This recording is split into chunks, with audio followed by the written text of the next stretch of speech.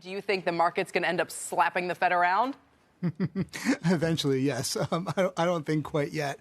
Yes, the market is often right and ahead of the Fed. But I think tomorrow you're going to see the Fed go 25. I think they must feel pretty good. Inflation is coming out a bit lower than they expected. They'll have to lower their forecasts.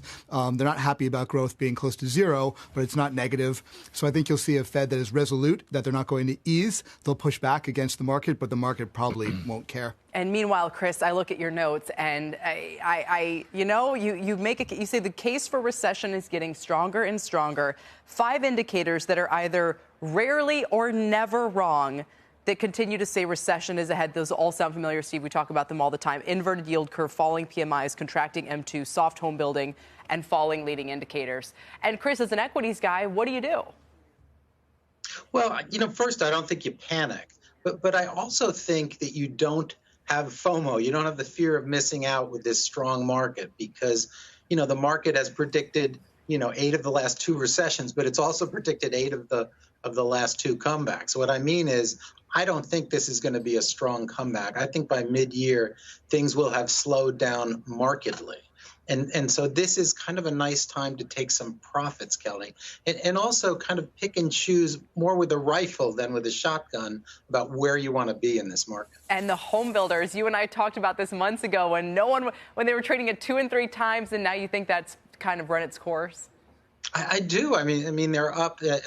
We own the NVR, which had decent earnings today, but the stock's up 45% since June, and some home builders are up even more. So they're discounting good news that may or may not come true. So I think it may be time to take some profits off the table there. Brian, I'm trying to figure out with the new sort of popular kid in town, which is kind of fixed income, and so munis, I don't know. All parts of fixed income have people kind of salivating with these yields, but I'm trying to think through what Steve just told us, and the likelihood of a downturn or of rate cuts that are coming, and how does that maybe change what parts of the curve you think people want to be in right now?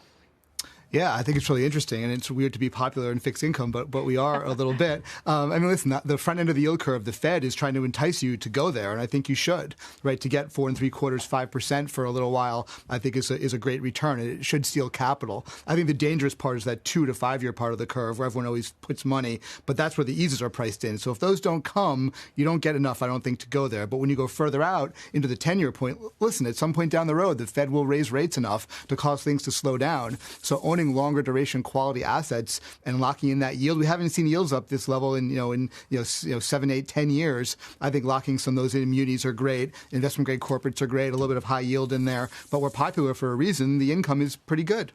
One thing, Steve, that I find a little bit curious is people saying, yes, the Fed should, or maybe it will. Maybe it won't pause after this meeting. Maybe it's the next one. But they say they can't pause prematurely because otherwise equities would fly. And this idea that, especially if we're heading into a slowdown, that the Fed is going to be afraid of letting stocks rally too much in what could end up being a bear market bounce. I'm curious what your take would be on that. I spend an enormous amount of time gaming out what I think Powell's going to say. I've come to a dead end about him saying almost anything positive about the outlook for rates. If you think about it, these two guys are sitting there with their finger itchy on the trigger, right? If Powell says, we think we're nearing the end of the rate hike cycle, boom, right. Hit it. If the Powell says, we think maybe the risks are now balanced between inflation and growth, market's going to hit that. If they say something like, we believe that we may have to, he will never say this, have to reverse course towards the end. The market is poised and ready to bounce on it. He has to be monotone and not make almost any comment at all about that could be perceived as dovish because of what you just said. But here's my controversial question. Why should that matter? Why are they so afraid of a stock market rally, especially one that could end up being a dead end if the economy is slowing? I think what they see the stock market as is just another piece of the financial conditions index.